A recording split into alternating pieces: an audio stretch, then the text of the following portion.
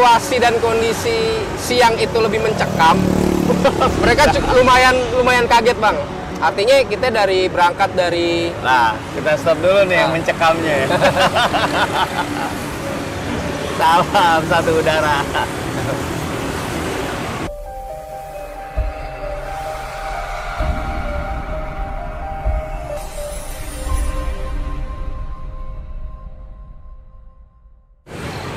Nah, balik lagi nih kita buat nyeritain kondisi mencekam. Nih, gue belum tahu nih mencekamnya apa. Cuman sense aja. Sense yang dirasain anak-anak paginya dulu ketika kelas 2 masuk ke siang. Gimana bang ceritanya? Ya kalau mungkin kalau anak pagi dulu ya berangkat dari rumah menuju ke sekolah itu kan masih fresh bang. Cuaca pagi, fresh. Bareng orang gawe. Betul, bareng orang gawe. Aktivitas tawuran juga minim lah menurut gua, pandangan gua gitu kan. Sampai akhirnya mereka naik kelas, masuk ke kelas 2. Nah kelas 2 kan kita siang semua ya bang ya. Yang namanya siang itu kenapa gue bilang mencekam? Karena anak pagi yang pulang sekolah itu ngumpul. Anak siang yang mau berangkat sekolah juga ngumpul bang. Jadi istilahnya kita ngelewatin... Potensi benturannya lebih banyak. Lebih intens bang. Lebih intens. Jadi kalau diibaratin jalur gua aja di sini 900 dari Becukai sampai ke Cawang itu udah ketemu bisa 5 sekolahan bang. Rival. Tapi juga ada yang CS lah bang, yang memang kita nggak ada istilahnya intrik-intrik apapun nggak ada, kita berteman memang itu ada. Seperti itu. Jadi kayak misalnya gue dari Petir nih, dari Pelita udah ketemu anak-anak Bonser, udah ketemu anak Pembajak, 12 RM, itu udah 3. Iya. Belum lagi jalan lagi ke Penas. Itu anak Budut. Jalan lagi ke pertigaan Halim tuh, yang mau ke Kalimalang, anak CB. Jalan lagi baru mau nyampe Cawang, kadang-kadang ada anak Bajak. Banyak deh bang, pokoknya. Cuman memang karena udah terbiasa, jadi menurut gua enjoy aja. Yang penting gua lebih takut kalau gua diomelin Pak Eko bang. Jadi ada namanya Pak Eko tuh guru olahraga. Kalau kita telat, ya udah lo nggak boleh masuk. Dan ya itulah kita satu basis itu memang kebersamaannya benar-benar teruji bang gitu. Artinya satu nggak masuk ya udah nggak masuk semua gitu. Mau itu kelas berapa juga nggak masuk semua gitu. Nongkrong aja, kompak bang. Alhamdulillah kompak. Nah, itu kelas 2 banyak cerita yang mana memang walaupun kita nggak katakanlah spesifik menceritakan kejadian-kejadian perkaraannya pada saat itu, gua rasa orang-orang juga tahu lah dulu tuh anak kapal kayak gimana gitu. Lumayan bang. Jadi ada kesan tersendiri ya dari situ. Akhirnya kelas 3 udah mulai nyantai-nyantai ya kan? Ya nggak nyantai-nyantai amat lah bang. Nggak nyantai amat ya? Nggak nyantai-nyantai amat. Cuman agak berkurang lah, intensitasnya agak berkurang. Kamu sih udah makin dewasa. Pastinya. Terus mau panas kan saat panas, itu gitu kan. Terus lagi tuh pas katakanlah kita naik ke kelas 2 ya udah pastilah banyak lah cerita lagi di kelas 2 ya, malam dan segala hal ya gitu. Kelas 3 riskan pada potensi menjadi kakak kelas yang tertinggi gitu. Nah, di kelas 3. Dan biasanya rentan lagi ketika mereka sudah mulai lulus dan memberikan tongkat estafet. Nah, ente termasuk salah seorang yang memberikan tongkat estafet kan? Karena sebenarnya penyakitnya di situ. Jadi kalau di 900 tuh ya itulah bang, kita banyak hal yang kita lakuin bareng-bareng gitu bang. Kita nggak pernah ngerasa kita yang paling berani, kita nggak pernah ngukur teman kita yang oh ini dia nggak terlalu berani atau enggak. Kita pukul rata aja sama-sama ngejaga gitu bang. Tapi memang ketika kita udah kelas 3 kita kasih tongkat estafet itu ke adik-adik kita kelas 2 kan. Itu memang kita ngeliat-liat bang, ini siapa nih yang bisa ngejagain, bukan karena dia cuma sekedar berani gitu, tapi memang leadershipnya ada gitu bang. Nah di situ gue percayain ada adik-adik gue namanya Adi Kuple. Itu karena memang dia cukup akrab sama kita orang. Berarti anak 03? 603 tapi dia anak 2000. Anak 2003. 2002 jatuhnya. 2002 jatuhnya. Nah, Adi Kuple itu kan kebetulan memang rumahnya nggak jauh dari gue juga, Bang.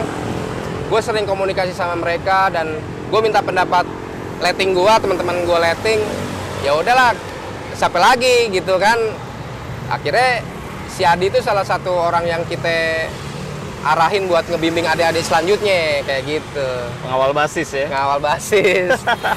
Iya. Soalnya kita kalau sama abang-abang kita nggak dilatih buat jadi jagoan, Bang, di basis kita gitu. Jadi semua sama rata lah, bareng-bareng gitu. Cuman tetap ada koridor, Bang, tetap. Senior ya senior, junior ya junior, ada koridornya. Seperti itu. Masih ada kelas dengan universitas yang di Cawang? Saat gue sekolah, iya, Bang. Masih? Masih saat sekolah, tapi gue kelas 3 udah enggak, Bang. Kejadiannya itu gue kelas 1. Ingat tuh gue kelas 1. Itu sekolahan sampai dimasukin dan gue salah satu orang yang terjebak di sekolahan saat itu. Oh, jadinya malah datang ke sekolahan? Wow, iya, Bang, itu ratusan orang, Bang, dari... Lewatnya mana? BKKBN? BKKBN. Itu sempat kita bentrok sampai beberapa waktu, jam mungkin ya. Itu ngabisin tenaga, ngabisin waktu, gua ngabisin banyak sampai kru dari pendidik, guru-guru kita itu yang memang mungkin alumni juga. Gairahnya kepancing, Bang. Ikutlah. Mereka ngerasa memiliki sekolahan itu juga, jadinya ya kita sama-sama jadi sama guru juga gitu. Ya akhirnya kita sempat ya kewalahan ngadepin sekian ratus orang yang mencoba untuk nyerang sekolahan kita. Masuk? Sebagian masuk, Bang. Sebagian cabut ke kampung belakang karena memang satu kita paling kurang lebih itu cuma ada 150 orang lah, Bang. Itu kelas 2 sama kelas 1 itu. Itu anak siang gitu kan. Nah, kejadian di pagi udah ada sebelumnya, Bang. Tapi yang pagi ya itu apa ya urusannya anak pagi lah. Kita aja siang lumayan banyak urusan gitu. Sampai akhirnya gua salah satu orang yang memang gua nggak sendiri saat itu, ada beberapa orang. Gua inget ada Wawa anak Priuk yang kejebak juga di dalam karena kita pertahanin sekolah, di belakang udah nggak ada orang, kita mau nggak mau mundur juga, Bang.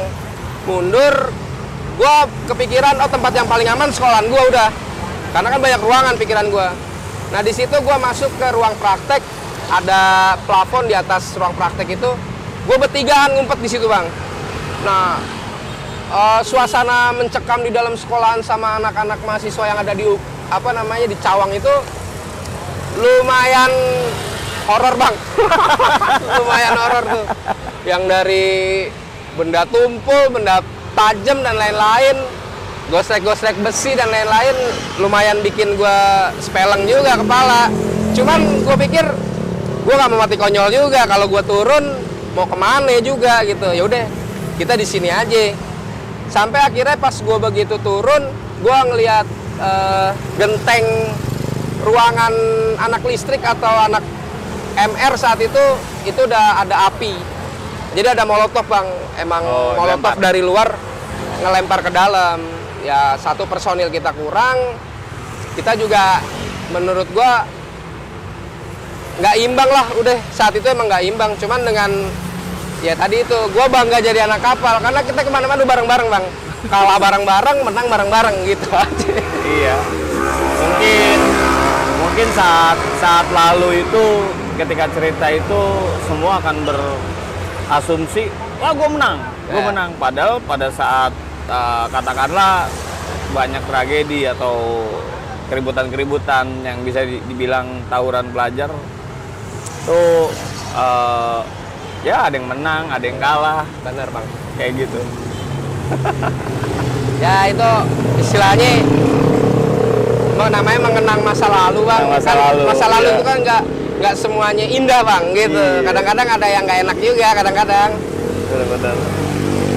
Cuman kalau di kapal menurut gue enak terus, Bang. Enak terus. kita jeda dulu. Yang enak-enaknya ntar kita obrolin lagi.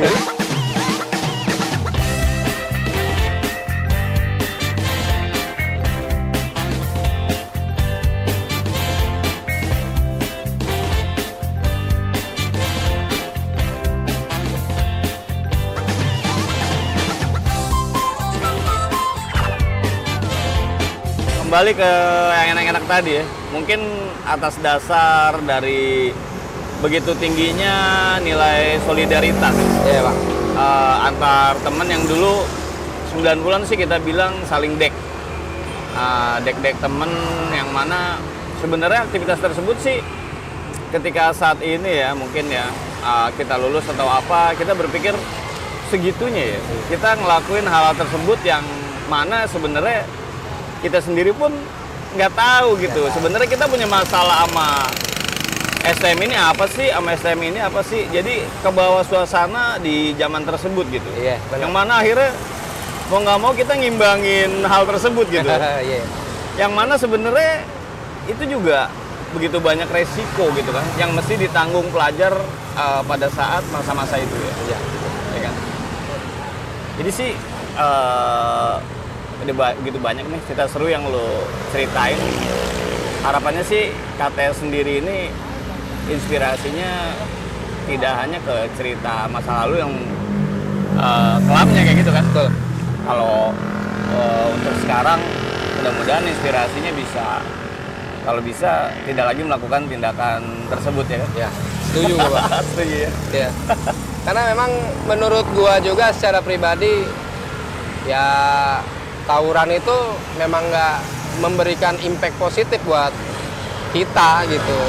Gua secara pribadi juga justru dapetin impact negatif dari proses tawuran itu. Tapi memang gua anggap itu bagian dari perjalanan hidup gua ya bang ya. Perjalanan dari hidup ya, ketika gua berada di satu tempat, gua harus belajar mencintai di mana gua berada. Gitu aja bang. Jadi kalau misalkan ternyata Tuhan takdirkan gua sekolah di kapal dengan fenomenal yang luar biasa itu yang gua sering alamin, ya gue nikmatin aja bang. Gue nggak keluh kesah gitu. Betul. Gue nikmatin, ya kadang-kadang gue jadi kena egonya dari rival gue, misalnya kayak gue pernah dibetak juga bang gitu istilahnya. Gue pernah juga digebugin, gue pernah gara-gara gue sekolah di kapal, padahal gue nggak tahu lo kenapa gebugin gue gitu. Ya kayak gitu, fenomena kayak gitu ya gue nikmatin aja lah. Dan anak kapal tuh nggak dilatih buat cengeng sih bang. Iya. Istilahnya kayak gitu. Memang dalam hidup pada akhirnya sering dengan pendewasaan diri, ketika kita pernah melakukan suatu hal terhadap orang lain, kita jadi kayak harus gitu, harus nerimain ketika kita diapain juga sama orang lain gitu. Betul bang. Ada impact seperti itu gitu loh. Ketika kita pernah ngebetak misalnya, apaan yang dibetak nih? Jam atau sepatu segala macam lah. Hal-hal yang bukanlah milik kita gitu. Iya. Tapi kita pengen milikin gitu kan. Satu saat bisa terjadi demikian juga dengan kita Betul. gitu. Atau barang kita hilang atau apa, akhirnya ya harus pasrah tuh nerimainnya. Benar bang. Ya namanya hukum alam lah bang ya. Hukum Seperti alam, itulah mungkin kayak gitu. adanya gitu kan. Tapi memang kalau boleh pesen sih bang ke ya adik-adik kita lah gitu yang sekarang masih ngejalanin masa-masa sekolah, masa-masa untuk berprestasi. Kalau menurut saya manfaatin waktu itu dengan sebaik mungkin bang. Artinya kalau memang toh lo terpaksa harus membela diri lo, belalah diri lo dan belalah hak lo. Tapi kalau nggak terpaksa cuman sekedar ikut-ikutan, apalagi lo nggak punya kemampuan yang lebih gitu, menurut gue sih nggak usah. Tapi lebih lo pikirinnya masa depan lo gitu, 5 tahun atau 10 tahun yang akan datang lo mau jadi apa Dan lu bisa apa? lo bisa apa gitu. Karena memang kayak istilahnya yang gue jalanin, alhamdulillah orang tua gue punya rezeki lebih, akhirnya gue kuliah gitu kan. Setelah gue kuliah pun gue ketemu sama beberapa abang-abang gue yang dulu sekolah di kapal gitu kan bang, senior gue, alumni Jayabaya ya? Jayabaya gitu kan. Di situ ada kebanggaannya apa? ya kita nyatu lagi gitu bang. Even dia Flashback dong, jadi kayak flashback, tapi memang beda cuaca bang. Oh, iya. Misalkan kayak jaraknya udah 5 tahun di atas gua atau 2 tahun di atas gua gitu kan, beda cuaca Cuman aja. feel-nya masih dapat ya. Feel-nya masih dapat dan artinya kebersamaan itu gua ngerasain aja bang. Sampai sekarang pun gua masih sering ketemu sama abang-abang gua yang notabene, oh dia juga alumni dari universitas di mana gua juga jadi alumni di situ. Ternyata itu. solid itu nggak hilang ya. Betul bang. Nggak pernah kemakan sama zaman ya. Betul. Dan gue juga sering saksikan juga beberapa abang-abang gue yang udah punya track record bagus di perusahaan-perusahaan negeri, instansi negeri, swasta, bahkan mereka jadi seorang bisnismen yang canggih lah pokoknya.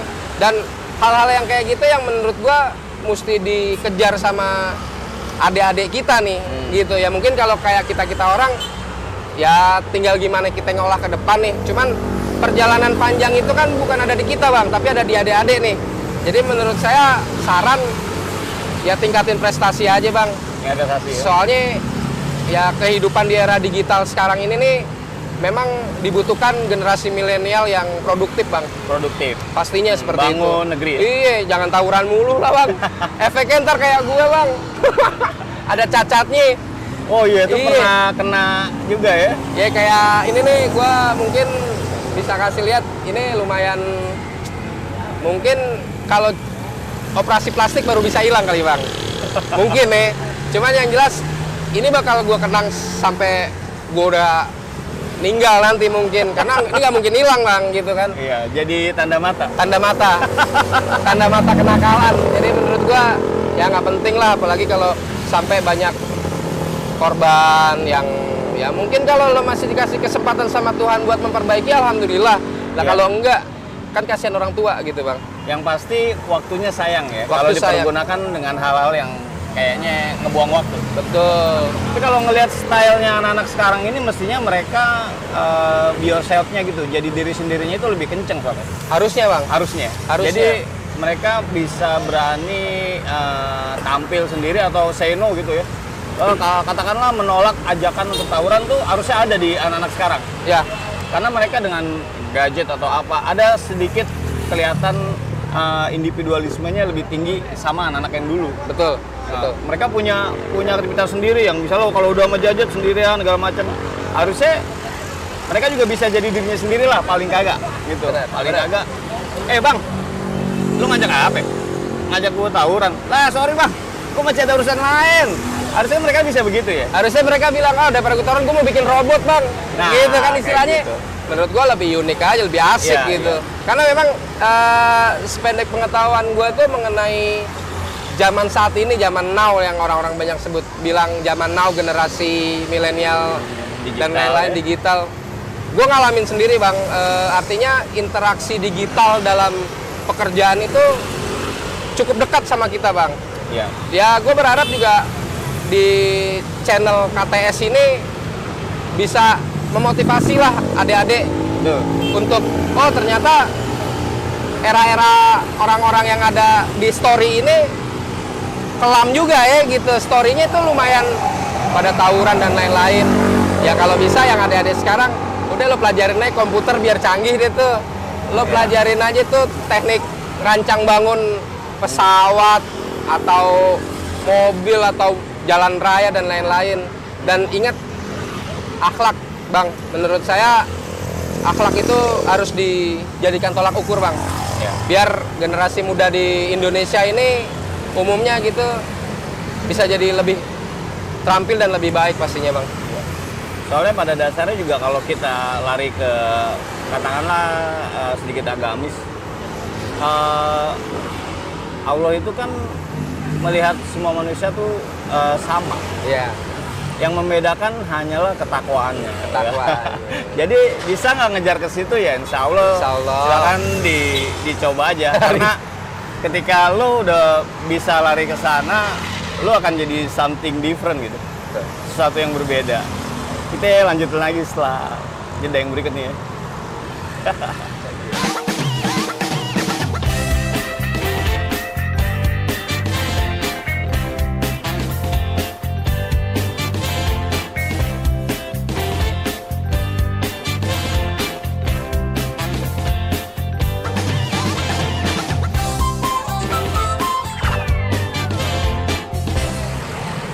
Nah, kawan-kawan kapal True Story, udah banyak nih yang Bang Andi Bodong ceritain nih sama kita dari segala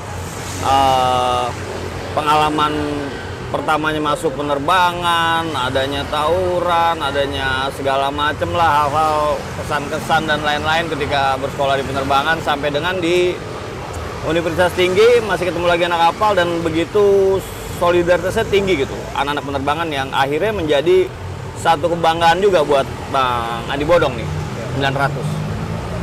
Nah, sekarang ini Bang, mungkin Abang punya pesan-pesan Bang buat adik-adik dan khususnya alumni kapal untuk saat ini Bang. Hope lah, harapan Abang ke depan untuk tetap berlangsungnya silaturahmi atau apalah yang Abang pikirin ini bisa dituangin di sini. Gue sih punya harapan Bang buat pelajar, khususnya buat pelajar di generasi saat ini gitu ya Bang ya, dan generasi saat ini dan yang akan datang gitu. Kalau menurut saya pelajar itu harus mampu menciptakan sebuah inovasi yang memang sebelumnya belum pernah terjadi. Misalnya dari segmen-segmen yang memang terkadang itu justru bisa ningkatin pertumbuhan bangsa ini Bang. Kayak misalnya kita jangan terlalu terpaku setelah kita sekolah, setelah kuliah kita kerja di kantoran. Ya menurut saya secara pribadi insting kita diberikan Tuhan, kita diberikan akal, kalau bisa dimanfaatkan. Kayak misalkan kita ngebangun satu bentuk usaha misalnya yang bisa menjadikan suatu potensi untuk hidup kita, keberlangsungan hidup kita ke depan Bang, seperti itu. Ya memang gue nggak menyalahkan konsep dari sekolah, kuliah, setelah itu bekerja, itu tidak gue salahkan Bang. Cuman saran gue seperti itu, karena memang pertumbuhan bangsa ini itu bisa masuk, bisa sesuai apabila generasi-generasi yang sekarang dan yang akan datang itu juga punya konsep yang memang dikategorikan bisa ngebangun seperti wirausaha dan lain-lain ya, gitu ya. Semoga tercipta lah generasi-generasi emasnya. Iya benar. Terus kalau buat untuk alumni tingkatin terus solidaritas kita, soalnya kalau bisa kapal tuh nggak termakan zaman. Mantap. Ya seterusnya ada terus, paling tidak kita masih bisa saling silaturahim, nggak peduli itu generasi keberapa, yang jelas yang namanya kita anak penerbangan semuanya kita bersaudara. Menurut saya sih kayak gitu Bang. Oke, makasih banyak Bang. Sama-sama Bang. Waktunya dan input-inputnya. Tetap Sama-sama, Bang. semangat, silaturahminya jaga terus. Amin, amin, amin. Insya Allah. Salam satu udara. Salam satu udara. Thank you. Terima kasih.